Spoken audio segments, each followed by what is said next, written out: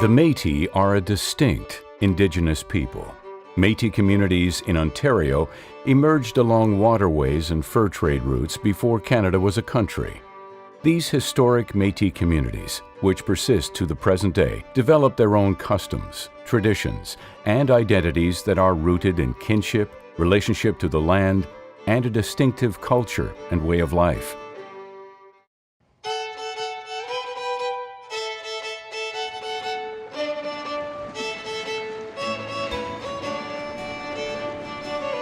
Looking back now, that connection with the water, when I think about what makes me Métis, part of it is that connection with the water.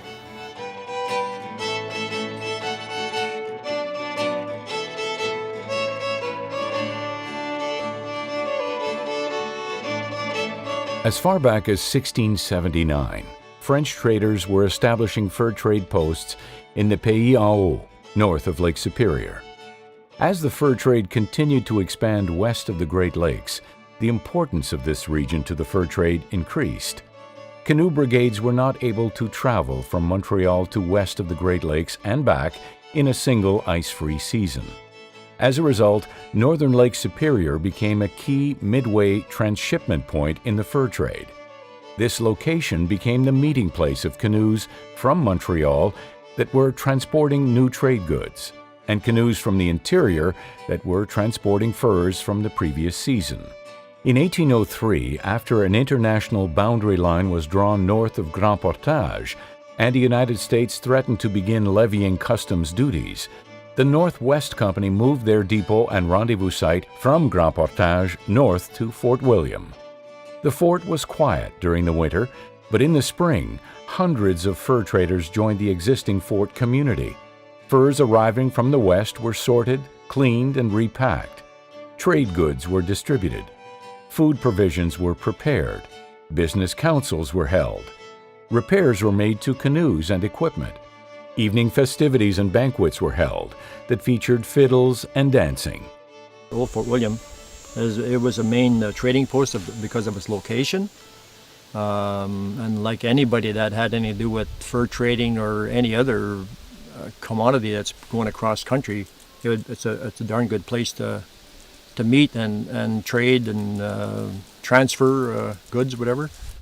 This annual gathering became a site of social interaction between three distinct cultural groups: First Nations, traders from Montreal, and traders who lived year-round in the interior. Traders who chose to stay in the interior were often Métis or Métis forebearers. These men stayed in the interior because of their kinship and cultural connections in the region. Métis and First Nations who are living together in one community, they still had their own ways of doing things that were slightly different than the First Nations community. And of course, it's largely that First Nations influence that has us where we are today as Métis, but it's also that European ancestry too. So it is that blend. It was a distinct culture even then. The Métis populations in both Lakehead and Nipigon engaged in fishing, making maple sugar, trapping small game, and hunting as a part of provisioning the posts.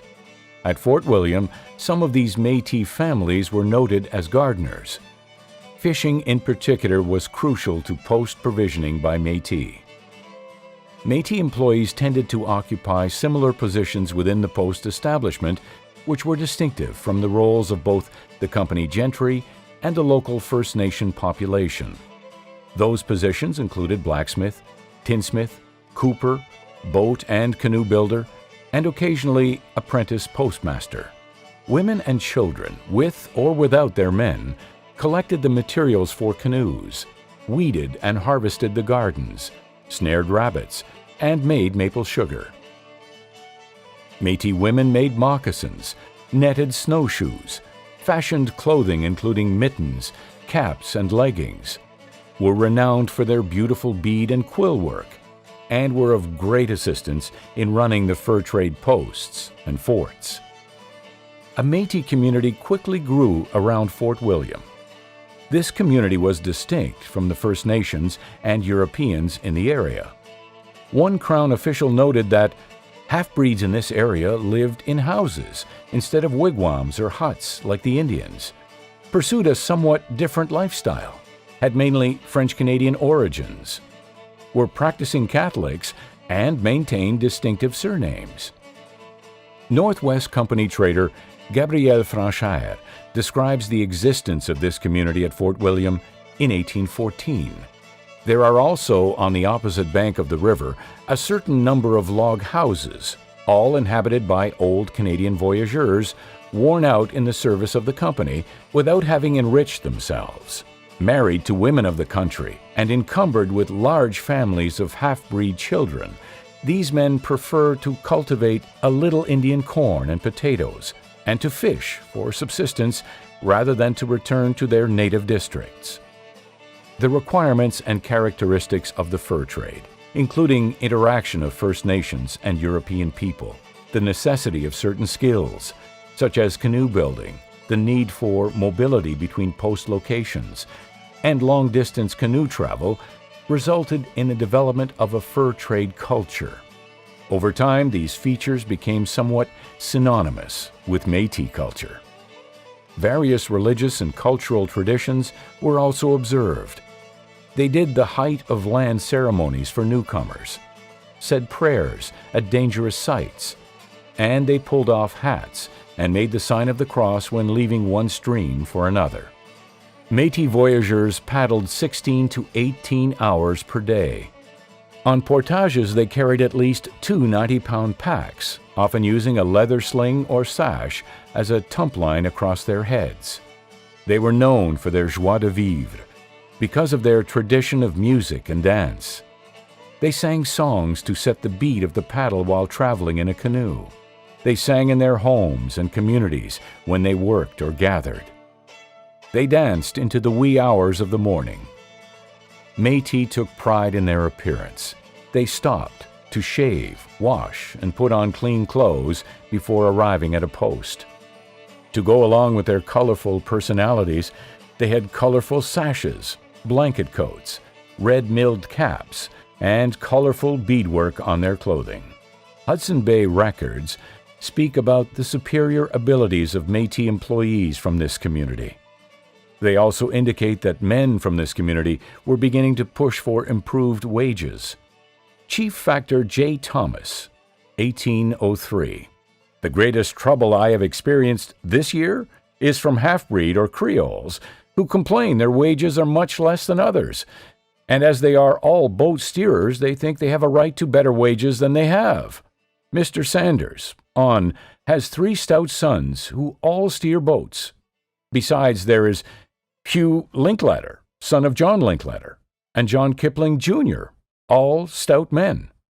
They act as interpreters and are, in every respect, most useful people, for they hunt equally as well as the natives, and it is by their endeavors, frequently in hunting, the several posts fare much better than they otherwise would do without them.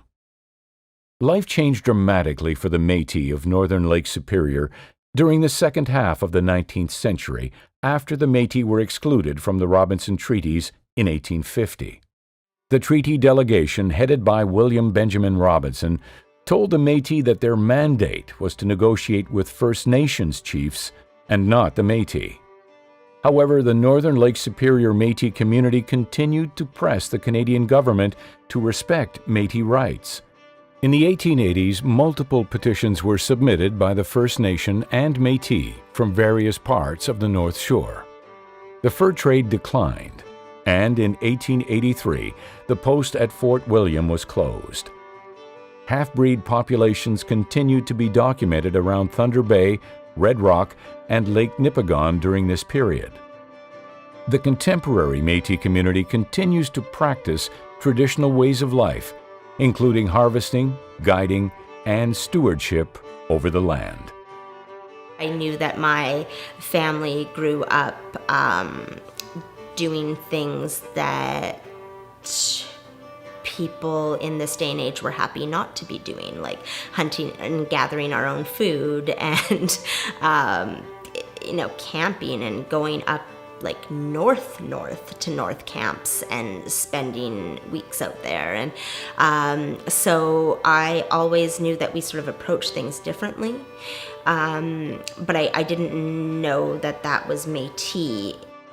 There's unlimited harvesting here, anywhere from mushrooms to blueberries, raspberries, chokecherries, pincherries, wild mint for tea. There's unlimited. I mean, there's no reason to starve here. I mean, there's food here all summer, you know. You got the moose and deer and fish and partridge and rabbits. There's unlimited food. It's all organic, right? It's from the land, so it's organic. And you're not going to get much more organic than that. Being a Métis, you have to accumulate like pride through knowledge type thing. I'm very proud to be Métis, and I'm proud that my 5-year-old already knows he's Métis.